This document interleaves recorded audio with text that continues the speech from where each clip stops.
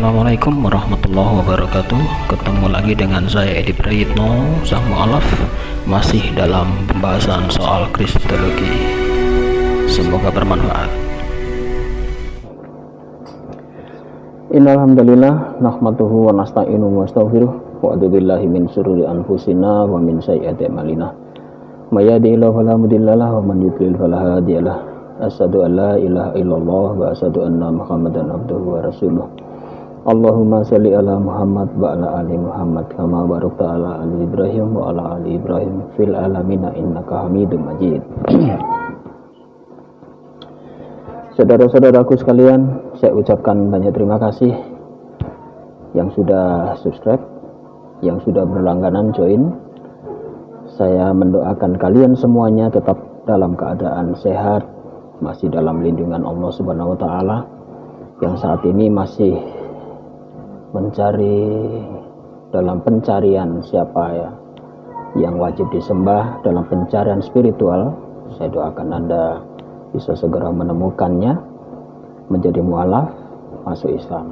Karena ini adalah seruan seluruh umat muslim, maka saya juga menyerukan pada saudara-saudaraku semuanya yang saat ini masih belum mengenal atau belum mengerti apa itu Islam. Saya menyerukan pada Anda semuanya untuk mendalami ilmu masuk Islam, mendalami Islam. Semoga keberkahan ini juga menghampiri kalian semuanya.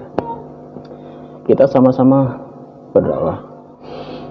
Kalau Pendeta TU mengatakan Anda berjualan obat, saya juga berjualan obat. Pendeta TU mengatakan kita tetap menginjili, silakan sama-sama berdakwah, sama-sama mempengaruhi, sama-sama menjaring jiwa secara fair ya. Jadi umat Islam juga diperbolehkan untuk berdakwah, umat non Islam pun juga diperbolehkan berdakwah, karena itu seruan mereka. Karena seruan umat Kristen ini adalah jadikan seluruh bangsa ini menjadi pengikut-pengikut mereka, dan itu seruan, dan itu dilakukan oleh para pengikut-pengikut Kristen sampai hari ini. Jadi kalau umat Kristen atau Pendeta TU sudah sering mengatakan saya terus terang menginjili, saya terus terang mencari jiwa, silakan kita sama-sama berdakwah, silakan kita sama-sama untuk mempengaruhi jiwa-jiwa, mencari jiwa. Makanya fair antara Kristen dan Islam, kita sama-sama mencari jiwa. Jadi kita tidak ada istilahnya intoleransi ya. Ini bukan masalah intoleransi, karena ini masalah dakwah. Dakwah itu adalah seruan dari agama. Agama masing-masing untuk menyerukan berdakwah itu ada. Kristen menyerukan, Islam juga menyerukan. Jadi ini tugas umat muslim juga untuk menyadarkan seluruh umat di dunia ini mengerti akan dinul Islam. Demikian juga orang Kristen. Orang Kristen juga menyebarkan Injilnya, dan itu diperintahkan dalam Alkitab mereka. Jadi jangan sampai kita ini seakan-akan hanya orang Islam yang mempengaruhi mereka. Tidak, mereka juga terus menginjili. Para penginjil-penginjil luar biasa, misionaris terus bergerak. Jadi tidak ada kata-kata kita ini intoleransi dalam hal masalah ini ya. Kita sama-sama berdakwah. Baiklah kawanku, saya kapan hari mendapatkan sebuah pertanyaan ini. Gak tahu ini dari orang Kristen atau dari orang Muslim. Dia bertanya, apa sih itu baptisan? Mungkin dia karena mengetahui saya mantan Kristen, dia bertanya soal ini. Apa sih itu baptisan? Baptisan itu apa? Apakah baptisan itu sama dengan baiat? Kalau di dalam Islam mengenal kata-kata baiat. Baiat itu sumpah. Sumpah setia kita mengikuti sebuah ajaran Islam. Kalau di dalam ajaran Islam, baiatnya adalah mengucapkan 2 kalimat syahadat. Kalau di Kristen, bisa saja berupa baiatnya adalah berupa baptisan. Semua orang Kristen wajib dibaptis. Baptisan ini apa? Dia bertanya, baptisan itu apa? Kemudian dia juga bertanya, kok ada baptis selam, ada baptis percik? Ya, ini sebagai pengetahuan saja ya. Jadi ini sebagai pengetahuan karena saya dulu pernah menjadi Kristen. Jadi saya akan bercerita soal ini. Saya tidak ada niat untuk menjelekkan, tidak. Tapi yang jelas saya ingin menempatkan hal ini sesuai dengan apa yang ada di dalam kitab suci. Nanti apakah uraian saya ini Anda terima atau tidak, itu terserah Anda. Atau yang Anda Kristen saat ini setelah mendengarkan uraian saya kemudian Anda mau masuk Islam, saya juga sangat berterima kasih karena tujuan saya juga berdakwah. Tapi tidak ada niatan untuk menjelek-jelekan agama lama saya, tidak ada itu. Baiklah, apa itu baptis? Baptis ini saya katakan seluruh orang Kristen pasti akan mengalami baptisan. Tetapi di masing-masing denom berbeda-beda. Baik itu baptis awalnya, apakah mulai bayi atau usia berapa atau kapan, akil balik dan sebagainya, atau kalau di Katolik ada pra baptis itu ya. Kemudian baptisnya dengan cara apa? Itu juga ada dua macam saat ini ya. Yang terbesar adalah baptis selam, kemudian baptis percik. Nah, berbicara masalah baptis ini, mau tak mau kita harus membuka sejarah awalnya itu apa sih baptis ini. Saudaraku, baptis ini pertama kali dilakukan oleh Yesus Kristus atau Nabi Isa. Waktu itu Yesus menemui Yohanes, disebut Yohanes Pembaptis karena sering Yohanes ini membaptis orang-orang di sungai Yordan waktu itu. Dan Yesus waktu itu di umur 30-an mendatangi si Yohanes ini. Yesus dibaptis di sungai Yordan. Kenapa di sungai Yordan? Karena itu ada sejarahnya. Karena dulu di zaman Nabi Elisa itu menyembuhkan seorang panglima perang itu, jenderal perang, itu juga di sungai Yordan. Jadi di sungai Yordan itu sungai yang bertuah. Sampai hari ini pun didatangi orang-orang itu. Sampai hari ini sungai Yordan itu masih dipakai ya tempat tempat kunjungan, kayak tempat kunjungan wisata ya, peninggalan teologi spiritual dari agama Yahudi dan agama Nasrani. Sampai hari ini masih dipakai itu untuk membaptis orang-orang, bahkan sampai hari ini didatangi banyak orang sungai Yordan ini. Di tengah-tengah ini atau di kalangan tradisi Yahudi ini juga ada tradisi baptisan. Nah, ini dia. Kita akan merunut sejarah baptis ini dulu. Baptis ini dulu sejarahnya adalah memang sudah dilakukan oleh orang-orang Yahudi. Yahudi saat itu sudah melakukan ritual ini. Bahkan peninggalan-peninggalannya banyak sekali. Peninggalan arkeologinya, di mana tempat-tempat baptis itu sampai hari ini ditemukan, itu banyak peninggalan di Israel atau di daerah sana, tempat-tempat arkeologis peninggalan zaman dulu, tempat-tempat kalau di kalangan orang Yahudi bukan baptis namanya ya. Baptis itu berasal dari kata dari Yunani, baptiso itu menyelam artinya. Tetapi kalau di kalangan orang Ibrani atau Yahudi atau orang Israel itu bukan baptis, karena mereka tidak pakai bahasa Yunani ya, tapi mereka pakai bahasa mereka sendiri. Apa yang dikatakan oleh orang Yahudi, apa ini namanya, itu adalah bernama mikveh. Jadi tulisannya mikveh ya, mikveh. Kalau orang-orang Yahudi mengatakan ini mikveh. Yesus kenapa melakukan hal ini? Karena itu sudah dilakukan lebih dulu di kalangan orang Yahudi. Yesus hidup di kalangan waktu itu adalah kepercayaan yang berkembang di situ adalah kepercayaan Yahudi, Tauratnya Nabi Musa alaihissalam. Jadi mikweh ini adalah peninggalan tradisi atau syariat tata cara ibadah yang dilakukan turun-temurun oleh keturunan Yahudi dan juga bimbingan dari sang nabi besar Nabi Musa di kala itu. Namanya adalah mikweh. Jadi semua orang Yahudi pasti ini mengenal apa itu mikweh. Dan itu dilakukan sampai hari ini. Mikweh itu dilakukan sampai hari ini.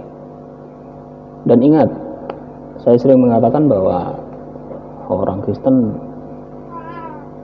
saya katakan ya memang sedikit referensi untuk melakukan syariat. Tuntunan ibadah yang dicontohkan Yesus itu apa? Itu enggak ada, hampir tidak ada. Karena Yesus sepeninggal itu pun beliau tidak tahu agama Kristen itu, bahkan kitab Injil 4 Injil itu pun Yesus tidak tahu waktu itu. Apa yang dikatakan Yesus berkelana menyampaikan Injil itu adalah kabar baik. Yang disampaikan adalah kabar baik dari kitab Taurat. Apa yang dikatakan oleh Yesus saat berceramah di sinagog, dia membaca gulungan Taurat. Karena di saat itu Injil 4 itu belum ada, Matius, Markus, Lukas, Yohanes belum ada. Di dalam penulisan Matius, Markus, Lukas, Yohanes itu adalah penulisan kisah perjalanan Yesus yang dituliskan nggak tahu oleh siapa. Kalau orang Kristen mengakui bahwa yang menulis itu adalah para murid, tetapi di kalangan lain itu bukan murid yang menulis. Bahkan ada pendapat bahwa Injil 4 itu mula-mulanya belum ada pengarangnya, atau baru belakangan ada ditambahi. Tapi yang jelas, saya katakan tadi bahwa Kristen memang miskin untuk tuntunan ibadah. Tuntunan ibadah sampai hari ini itu ikut siapa Kristen ini? Itu makanya saya katakan sesuai, kadang-kadang sesuai dengan denom masing-masing. Pertama kali yang tertua adalah dari Katolik. Sedangkan di tengah-tengah jalan muncul Protestan, ada yang tidak suka dengan Katolik. Bahkan Protestan sendiri pun sampai hari ini terpecah menjadi 140.000 denom di seluruh dunia. Dan masing-masing denom mempunyai kebijakan masing-masing dalam beribadah. Jadi patokan yang pakem atau syariat ibadah yang benar sesuai dengan syariatnya Yesus, katakan kalau Kristen ini ciptaannya Yesus, ya itu belum ada. Termasuk baptis ini. Baptiso atau baptis itu pun itu adalah meniru apa yang dilakukan oleh Yesus, dan Yesus itu melakukan syariatnya Yahudi atau Nabi Musa. Kemudian orang-orang Kristen menciptakan baptisan. Siapa yang menciptakan ini? Kalau kita runut, di situ dikatakan oleh pengajaran dari Rasul Paulus di dalam surat-surat Rasul Paulus, ya, di dalam 1 Korintus pasal 46 ayat 14. Di sana Paulus mengatakan bahwa Paulus hanya membaptis Krispus dan Gaius. Kemudian di 1 Korintus 46 ayat 16 juga keluarga Stefanus. Bahkan Yesus itu tidak pernah satu kali pun membaptis orang, tidak pernah. Kemudian hanya Paulus yang mengajarkan baptisan itu berdasarkan baptisan air dan roh. Itu juga ada di dalam Yohanes pasal 3 ayat 5.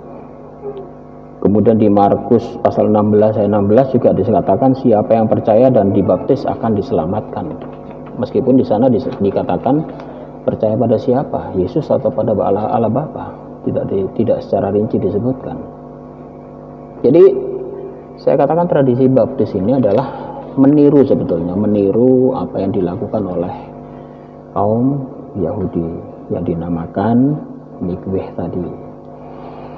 Mikweh ini sampai hari ini masih dilakukan oleh orang-orang Yahudi. Pertama yang melakukan mikweh itu adalah orang yang dulu biasanya dari kelompok keturunan Yahudi yang diaspor ya, yang keluar dari wilayah Yahudi, kemudian ditemukan ini keturunan Yahudi, kemudian dia balik menjadi orang Yahudi kembali, itu wajib melakukan mikveh. Ada konversi. Jadi orang yang jadi yang kembali kepada Yahudi itu wajib untuk melakukan mikveh ini. Kemudian orang yang baru menikah, orang wanita yang baru menikah itu wajib melakukan mikveh. Kemudian wanita yang sudah selesai masa haidnya atau masa nidah. Jadi setelah wanita ini selesai masa haid, wanita ini harus melakukan ritual mikveh. Jadi setiap bulan mereka melakukan. Nah ini bedanya ya. Jadi kalau di dalam Kristen itu baptis dilakukan seumur hidup hanya satu kali, tetapi kalau mikveh ini berkali-kali. Bahkan seorang laki-laki itu wajib melakukan mikveh itu sebelum memasuki hari Sabat. Biasanya Jumat malam para laki-laki melakukan mikveh. Dan mikvehnya orang Yahudi dengan Kristen beda ya. Kalau di dalam upacara baptisnya orang Kristen itu masih memakai baju. Tetapi kalau mikveh ini nggak boleh, seluruh harus dilepas. Jadi telanjang bulat, semua perhiasan dilepas, make up juga harus dibersihkan. Dia harus menyatu dengan air, tidak boleh ada yang menghalangi. Gitu ya. Jadi mikvehnya orang Yahudi itu harus betul-betul polos, tidak ada pakaian sedikit pun. Itulah sebabnya kalau di dalam tradisi Yahudi, orang yang melakukan mikveh ini antara laki-laki dan perempuan dipisah tempatnya. Dan biasanya tempatnya yang perempuan itu sangat mewah loh. Seperti kita memasuki kayak spa gitu ya mungkin kayak spa gitu ya. Jadi sangat pribadi. Karena itu mereka harus bugil beneran. Jadi nggak boleh ada orang yang melihat. Yang wanita harus memasuki khusus ruangan wanita, yang laki-laki juga ada ruangan khusus laki-laki. Jadi beda dengan baptis. Jadi sejarahnya mikveh itu memang harus diselam, seluruh tubuhnya masuk ke dalam air. Dan tradisi ini masih dilanjutkan di gereja dalam bentuk baptis ya. Kalau baptis memang satu kali seumur hidup. Saya dulu juga pernah dibaptis. Dan itu masih memakai pakaian, dan antara laki-laki dan perempuan ya tempatnya bisa bersama-sama gantian gitu ya. Jadi ini bedanya, apalagi nanti muncul yang percik, hanya di persegi rambutnya saja, itu sudah ya saya anggap sudah terlalu jauh dari tuntunan awal ya. Tuntunan awal itu kan harus diselam itu. Baptis itu harus menyelam ke dalam air. Tapi ya begitulah, padahal yang menciptakan baptisan percik itu pun juga dari kelompok Katolik.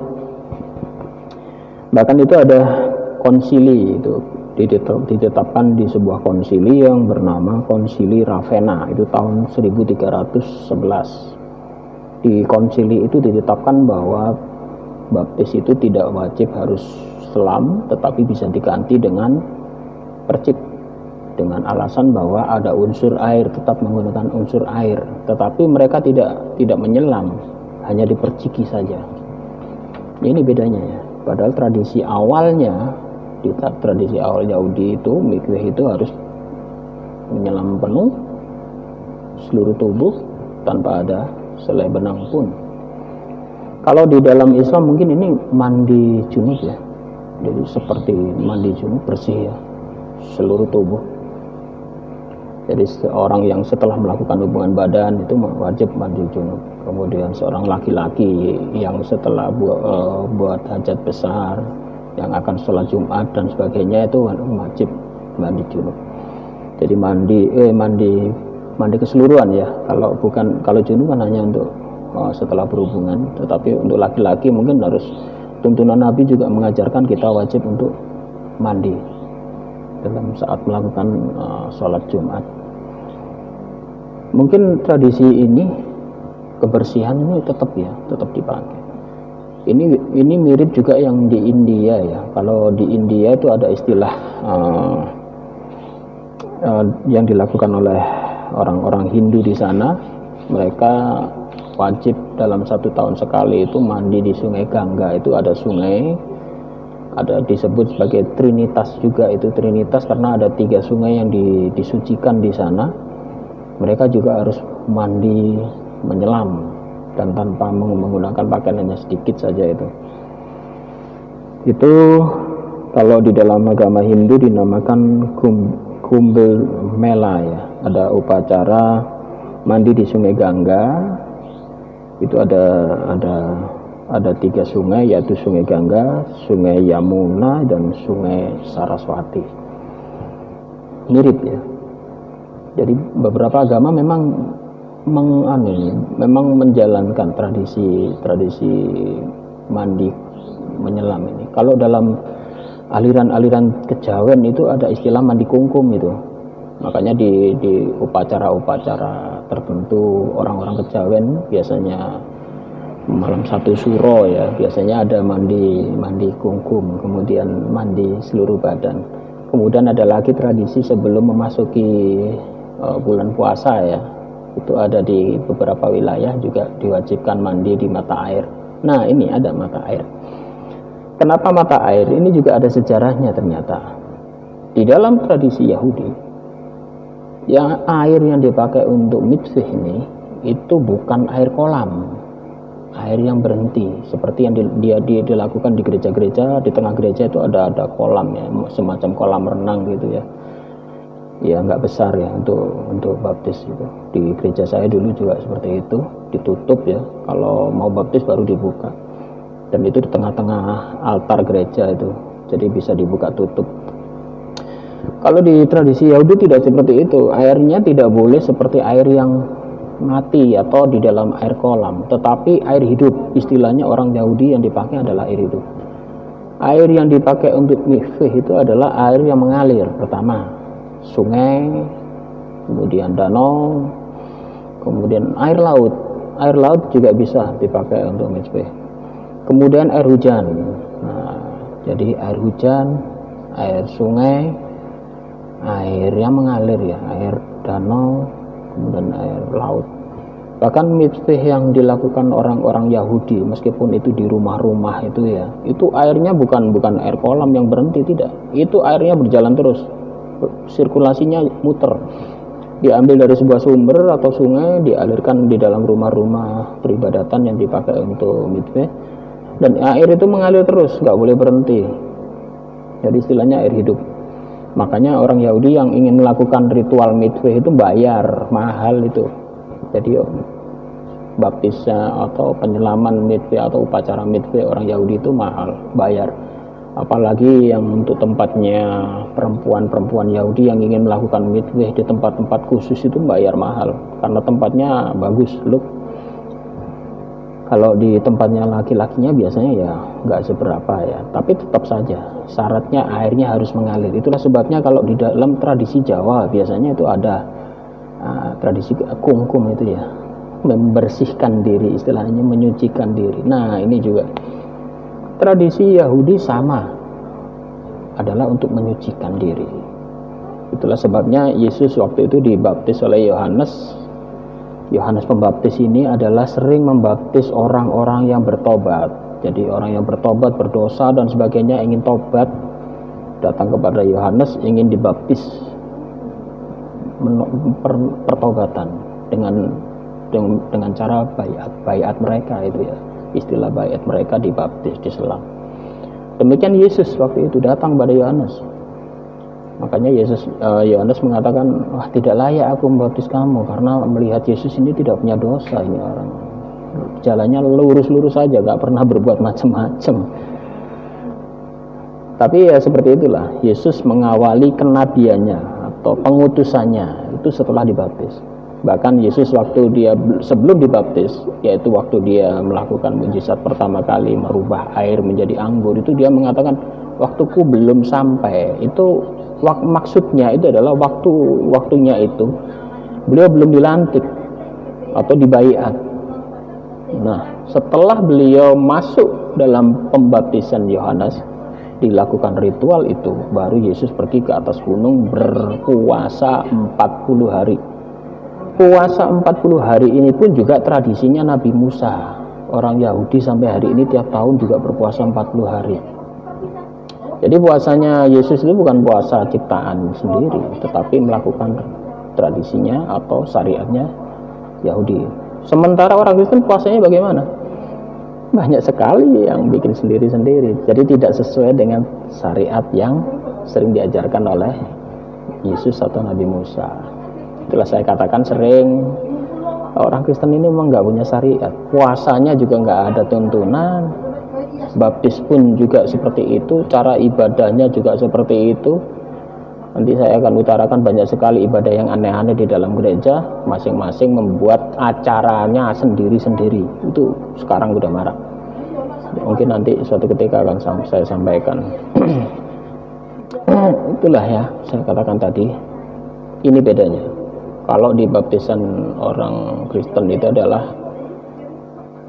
sebuah sumpah atau baiat menerima Yesus atau masuk ke dalam ajaran agama Kristen.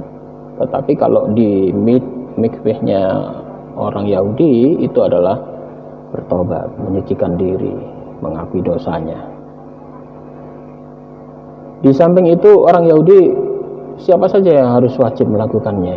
Pertama, tadi sudah saya sebutkan orang yang baru menikah, kemudian convert masuk ke Yahudi, kemudian memasuki hari Sabat untuk orang laki-laki, Jumat malamnya wajib melakukan mikveh. Kemudian perintah di dalam Taurat itu ada di dalam imamat, pentahiran mantan pasien, biasanya mantan pasien kusta. Dulu kalau kusta itu kan nggak boleh memasuki rumah ibadah, orang kusta nggak boleh melakukan mikveh selama dia masih berpenyakit. Setelah dia sembuh dan akan diterima di kalangan tempat peribadatan orang Yahudi, itu harus mandi mikveh dulu, dibersihkan. Dan sebelum masuk mikveh itu badannya harus bersih, nggak boleh kotor langsung masuk, enggak. Jadi harus bersih. Itu pentahiran. Jadi orang Yahudi yang setelah terkena penyakit kusta, dulu orang kena penyakit kusta itu disingkirkan jauh-jauh ya, nggak boleh bertempat tinggal bareng-bareng dengan orang-orang, disingkirkan, diasingkan, punya rumah sendiri gitu. Dan setelah tahir atau sembuh baru dilakukan mikveh, baru dia boleh diterima masuk di tempat ibadah. Kemudian yang lain adalah pria yang setelah sembuh dari penyakit kelamin. Itu ada di dalam kitab Imamat. Itu tadi yang pertama bisa Anda baca di Taurat Imamat 14. Kalau yang masalah laki-laki tadi yang punya penyakit kelamin setelah sembuh itu ada di Imamat pasal 15. Kemudian di pasal Imamat pasal 16, orang yang melakukan mikveh adalah imam besar sebelum melayani di ruang Maha Kudus, itu di Imamat 16. Kemudian di Imamat pasal 17, orang yang tidak sengaja memakan bangkai atau hewan yang meninggal sebelum disembelih, itu ternyata sudah dimakan, dia harus wajib mandi mikveh atau menyelam atau penyucian. Kemudian di Bilangan pasal 19, di sana adalah para imam yang melayani korban bakaran, karena korban bakaran di Yahudi itu adalah korban penebusan. Biasa penebusan dosa itu ditandai dengan korban bakaran, penyembelihan hewan korban. Dan para imam itu sebelum memimpin upacara itu wajib melakukan penyelaman atau mandi mikveh. Itu tadi ya. Jadi bedanya ya, mikveh di Yahudi dilakukan berkali-kali, bahkan dilakukan tiap minggu. Kalau perempuan bisa tiap bulan. Setelah ini dipakai orang Kristen, tradisi mikveh ini dirubah menjadi baptis ya. Saya tadi sudah katakan baptis itu adalah bahasa Yunani, artinya baptiso itu menyelam. Muasal ceritanya juga sama, diambil dari tradisi Yahudi. Karena apa? Karena kitab suci yang dipakai orang Kristen itu juga memakai kitab sucinya orang Yahudi. perjanjian lama yang saya tadi katakan, imamat, bilangan dan sebagainya, kitab Taurat itu ada di dalam perjanjian lamanya kitab orang Kristen, dan itu kitab suci itu masih dipakai sebetulnya orang Yahudi sampai hari ini. Jadi ini ya, anehnya di situ. Jadi kitab suci Yahudi yang masih dipakai itu Tanakh, namanya Tanakh, Taurat, Nevi'im, Ketuvim itu dipakai orang Kristen, dinamakan menjadi perjanjian lama. Jadi menjadi bagian kitab sucinya. Dan tradisi ibadah yang lama-lama ini, peninggalannya tradisi Yahudi yang dilakukan di syariatnya Nabi Musa, dipakai orang Kristen, dirubah namanya menjadi baptis, berasal dari kata-kata Yunani. Karena kitab suci Injil atau perjanjian baru itu semua asalnya ya, manuskrip tertua itu bahasa Yunani. Itulah sebabnya muncul istilah kata baptis, baptisu. Itu tradisinya orang Yahudi yang dipakai orang Kristen. Jadi baptis itu bukan ciptaan orang Kristen, tidak. Itu sudah ada, tapi sudah dirombak. Kalau baptisnya orang Kristen seumur hidup mungkin hanya satu kali. Tapi kalau baptisnya orang Yahudi yang dinamakan Mishpeh tadi itu dilakukan berkali-kali, dan juga dengan tanpa busana sama sekali, atau alias telanjang bulat. Gitu ya. Semoga Anda paham. Semoga yang bertanya juga paham apa itu baptis. Yang saya katakan ini adalah pengalaman saya di zaman saya masih Kristen dulu. Dan ingat saudara-saudaraku yang masih di luar Islam, kalau Anda ingin mencari kebenaran, ingin mencari penyembahan yang benar, Tuhan siapa yang benar disembah, silakan belajar Islam. Silakan Anda baca terjemahan Al-Quran lewat Play Store juga ada. Renungkan dalam-dalam, dan kalau Anda siap, silakan masuk Islam, bersyahadat menjadi mu'alaf. Demikian saudara-saudaraku, saya doakan pada saudara-saudara semua tetap iman, tetap teguh memegang Islam, dan yang belum mengenal Islam saya doakan Anda menjadi mu'alaf. Demikian ya. Demikian dari saya, jangan lupa subscribe. Yang sudah menjadi anggota, saya ucapkan terima kasih. Dan semoga channel ini bermanfaat untuk membentengi umat Islam dari penggerusan akidah. Dan saya berbicara ini bukan sebagai ustadz, tetapi sebagai pendakwah saja. Saya berdakwah. Tugas dakwah itu bukan hanya tugasnya para ustadz atau kiai ya. Semua orang Islam punya tugas berdakwah. Dan saya juga berdakwah pada teman-teman saya yang saat ini masih belum mengenal Islam, silakan masuk Islam. Demikian dari saya. Ini hujan ya. Wabillahi taufik wal hidayah. Wassalamualaikum warahmatullahi wabarakatuh.